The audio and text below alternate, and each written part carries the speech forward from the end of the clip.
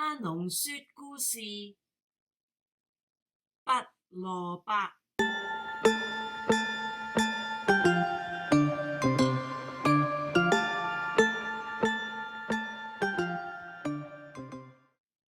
大家一定聽過拔蘿蔔的故事了。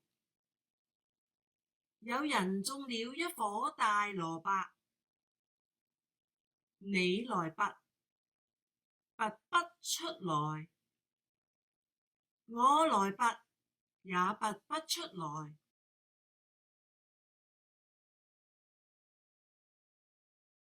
後來大家一同來拔，那顆奇大無比的蘿蔔就被拔出來了。阿農今天說的拔蘿蔔的故事，跟這個差不多，只有一點點不同。怎樣不同？要請你看下去才知道。話說有一年，白兔農莊裏種出來一顆大蘿蔔，光看它露出泥土的頂部，就有水缸那麼大。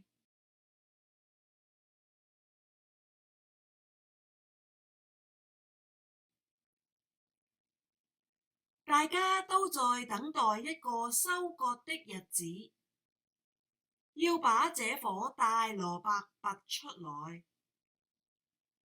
稱一稱看有多重，能不能破健力士世界紀錄。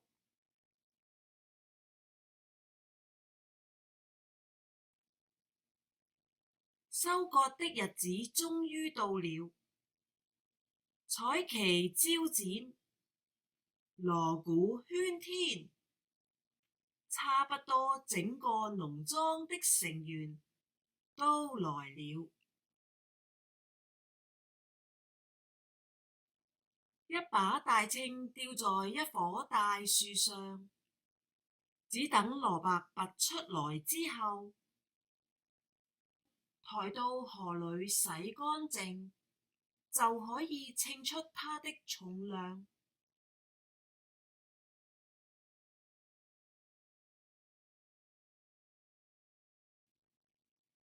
時間到了，一陣使人心情緊張的鑼鼓聲響過之後，村裏氣力最大的8位兔子，一個拉着一個，同聲發力。可是那蘿蔔卻是動也不動。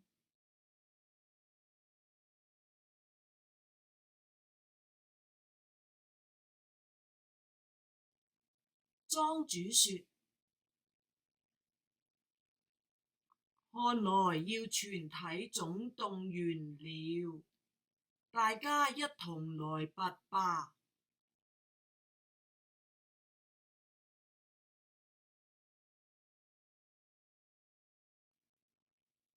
所有在場的兔子，不論男女老幼，都一齊下到田裏，發出行喲行喲的呼聲，想把蘿蔔拔出來。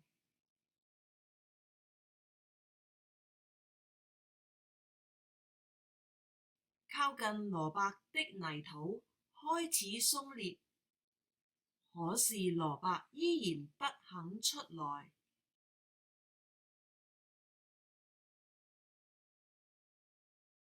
還有誰在家裏沒有出來？請他們也來幫忙。莊主說：大家都到齊了，只差阿短。副莊主說：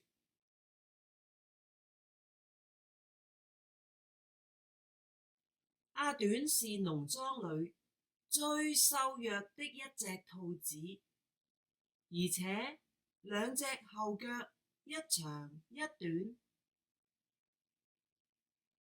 走起來一跛一跛的。他白天喜歡躲在家裏，晚上才偶然出來走走。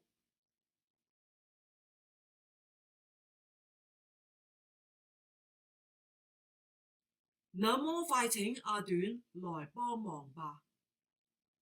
莊主說。阿短一跛一跛的來了，大家鼓掌歡迎。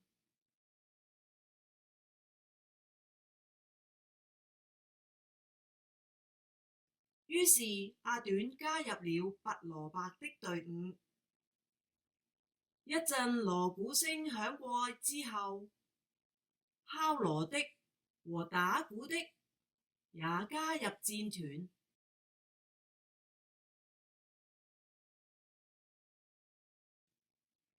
在連聲用力的呼喊之後，一顆大蘿蔔被拔了出來，有一隻小牛那麼大。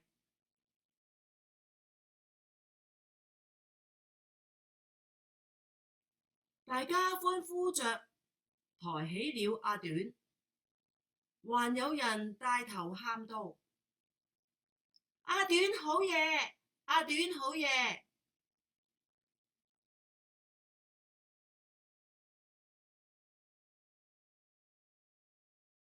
把阿短的眼淚都叫出來了，他臉上的表情又像在哭，又像在笑。